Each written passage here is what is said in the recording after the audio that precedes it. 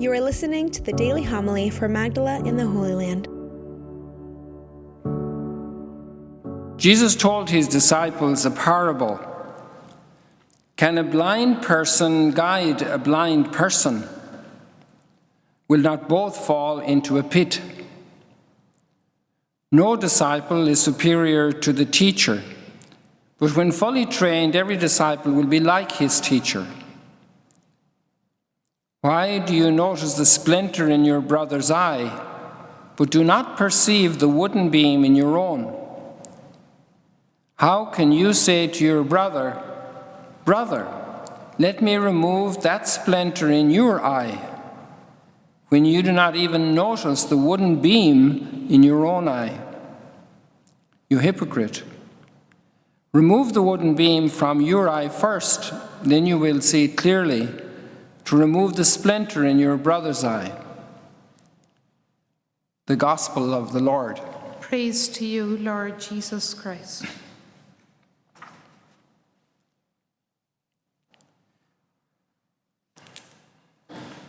I'm drawn to the psalm again. How lovely is your dwelling place, Lord mighty God. I'm also drawn to the Olympic Games. We just were aware of them very much. I actually didn't see any this year, but they were very much the conversation for many different reasons, for all the athletic prowess and new records and all the work that goes into the athletic track, the athletic career. It's a career. A career means a race, the athletic career. You have professional career. You have many different types of careers. A career is carrera, it's a race to run. And Paul is talking today about running and disciplining his body. And it's because of this, how lovely is your dwelling place, Lord mighty God. My soul yearns and pines for the courts of the Lord. My flesh, my heart cry out for the living God. This is such amazing poetry and a burning passion from the soul to be with God forever. Blessed are they who dwell in your house. And what we have here, we have a disciple and a teacher. And Jesus gives us a teaching that the change has to happen inside us first. We need to be transformed internally to be able to serve in the community. We might want to interfere with others who seem to us to be insufficient, incomplete, defective, and maybe the big change has to happen in me, a bigger change. You know, there's a splinter issue over there, but in me there's a beam issue, a huge issue, a tree trunk size issue. And this is an amazing language that also we have just before that. No disciple is superior, but he will be trained, and when he's fully trained. And Paul speaks in terms of training and running and Olympic running and a competition. That was part of the Greek culture, and he's writing to the Corinthians. Maybe there was an Olympic Games at that time, and it was fresh in the minds of the people, but they had that tradition anyway. And it's beautiful to see his passion. It's hard not to love St. Paul, to love him for his love for Christ. He's a disciple of Jesus, and he's constantly working and thrusting forward, but it's from a deep tug inside his soul. He was religious already, maybe very fanatical before following Jesus, against Jesus at that time. But now he received a great freedom.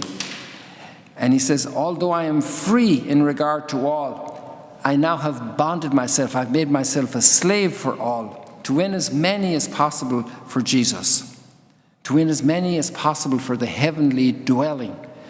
Imagine to have this type of passion. One of the illnesses that's commonly referred to nowadays is depression. Very sad illness that brings down all the human abilities. It kind of neutralizes us. It makes us incapable of action. We are filled with a kind of a lethargic sadness, absence of hope, of a vision that we can go forward and accomplish and do and serve in some way.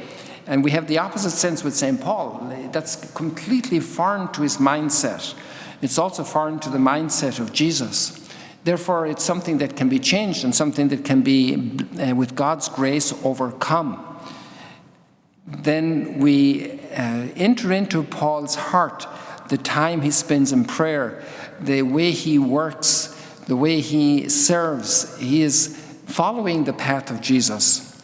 This becomes a prayer for me, a prayer to allow the Lord's grace to change me, to bring me on, to bring me forward, to spur me on, to not let me give in to tiredness. And we have St. John Chrysostom today, an amazing fighter spiritually, in his heart, in his soul, in his life, had extraordinary difficulties, a great opposition to the powers that be in the imperial city of Constantinople, and also sent into exile because of the confrontation with the powers. He was very eloquent. He was able to formulate the demands of the gospel, and that reached the hearts, and many people don't want to be changed.